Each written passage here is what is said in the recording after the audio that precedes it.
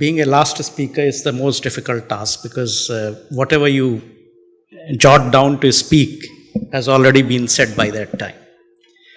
And nonetheless, what I'll try to do is, I'll try to bring in a bit of domestic dimension as well.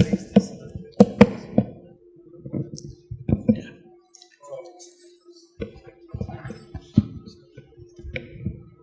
Okay, yeah, thank you.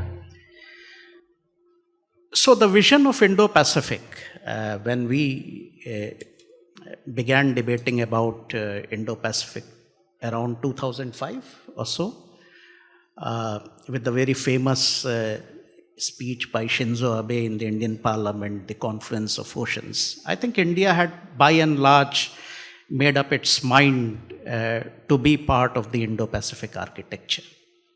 Many countries joined subsequently.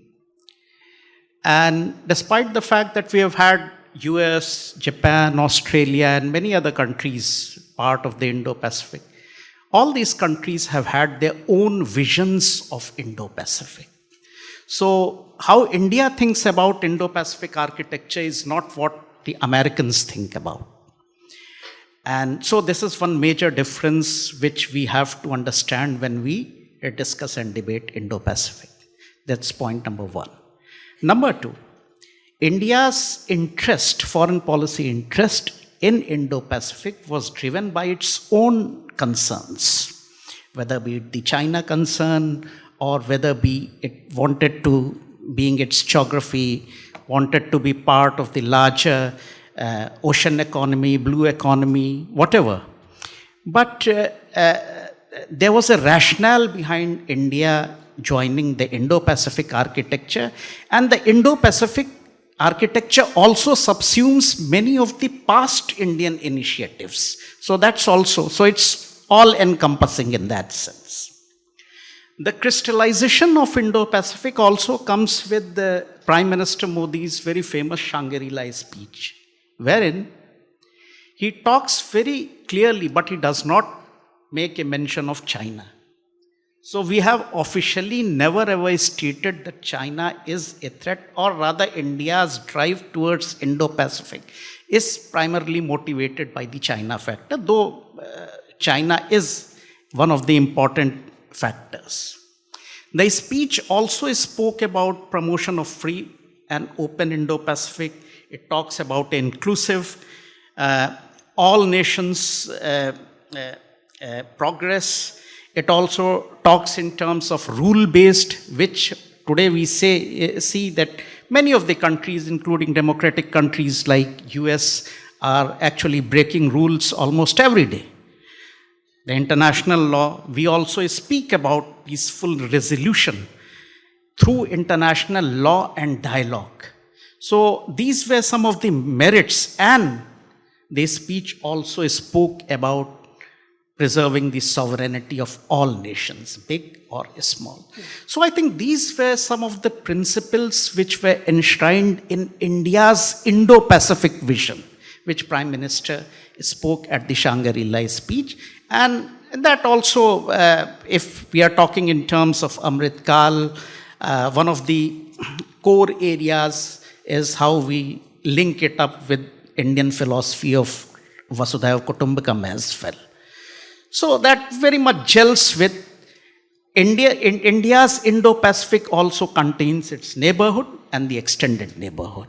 And the couple of important focus areas were the maritime security, energy security, which I am going to discuss tomorrow at length, because India's interest in Vietnam, whether Mozambique or even Indonesia, are also driven by India's energy security and green transitions.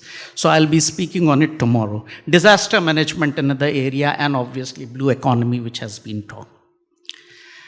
One thing which also was very important in India's Indo-Pacific architecture was that India should be acting as a net provider for Global South. Net security provider. So that's also very rightly emphasized in India's Indo-Pacific vision.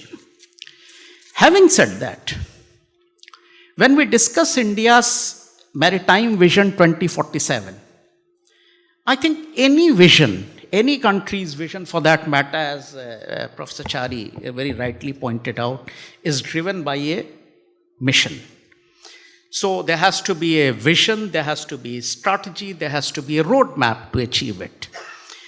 And that's how India's Mission 2047 was released, which is a long document, but there is a domestic dimension as well to this Mission 2047, which is developing best ports across India. That's number one.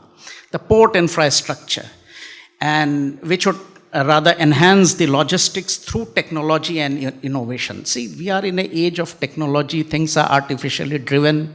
Artificial intelligence is very much part of emerging technologies these days.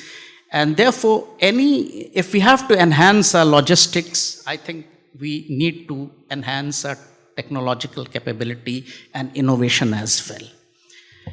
Very important that we also need to support all stakeholders.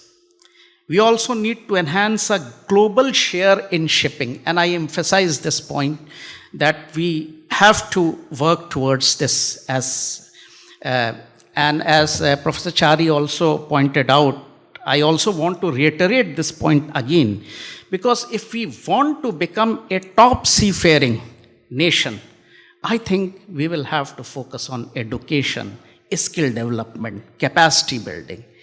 And while there is much talk about National Education Policy 2020, which talks in terms of multidisciplinarity and interdisciplinarity, Indian universities today are still not yet geared to address many of these issues as to how India would be looking at 2047, how skilling can be blended with larger education, and how many of these areas which are coming up, like the maritime and the Indo-Pacific, can be brought together as part of one singular domain.